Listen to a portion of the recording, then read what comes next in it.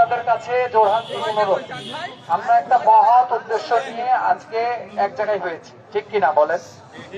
এখন বিষয় হচ্ছে আমরা এমন কোনো কাজ করব না বা এমন কোনো আচরণ করব না, প্রশাসনিক কোনো ট্রেনিং কিন্তু আমাদের নেই, এটা কিন্তু সত্যি। কিন্তু আমরা এমন কোনো আচরণ করব না যে আচরণে সাধারণ মানুষ বিরক্ত বোধ করে। এবং আমরা শৃঙ্খলা এটা কিভাবে মেনটেন হবে, এটা আমাদের ফরাদ ভাই আছে, সেই ব্যবস্থা করে দেবে। আতিক ভাই আছে, তারপরে আরো আছে, মাসুম আছে। এরা এরা একটা শৃঙ্খলা তৈরি করে দিবে, আপনারা সেই অনুযায়ী চলাফেরা করবেন। এবং রাত্রে বেলাতে হর্ন বাজানো, চিল্লানো, রাস্তাতে ভয় করা, এগুলো আমরা করব না, অনুরোধ ভাই। এবং এটা যেন মানুষ বলতে পারে যে হ্যাঁ, রাজশাহীতে এই ছেলেগুলো আছে বলে আমরা নিশ্চিন্তে ঘুমাতে পারছি। কি বলেন? এই কাজটা অবশ্যই আমাদের মানে কোন রকম বিশৃঙ্খল যেন না হয়। এবং আপনারা রাত্রেবেলা টহল দিবেন। এই জন্য আজকে আমি চা নাস্তার জন্য খরচ কার হাতে দিব? খরচ কার হাতে দিব?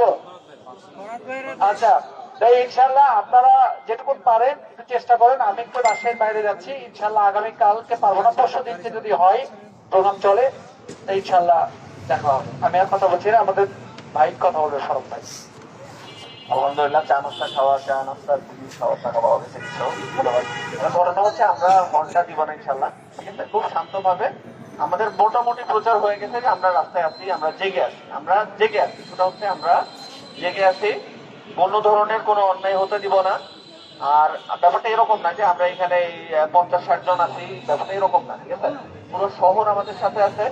যেরকম 5 তারিখ 5 আগস্টে আমাদের সাথে সবাই ছিল, এখনো আছে। যে কোনো অন্যায়ের সাথে মানুষ জেগে আছে। সমস্যা হচ্ছে মানুষগুলা, নিরীহ মানুষগুলো একসাথে সংঘবদ্ধ হতে পারে না। এই জন্য 2-4টা এই কি বলে এগুলাকে, ছুচা ইন্দুর, এগুলো একটু উৎপাত করে।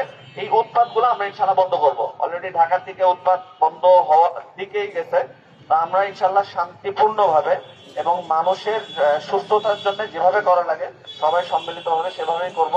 আল্লাহ তাআলা আমাদের এই কাজকে কবুল করুক এবং ভুল ত্রুটি ক্ষমা করুন।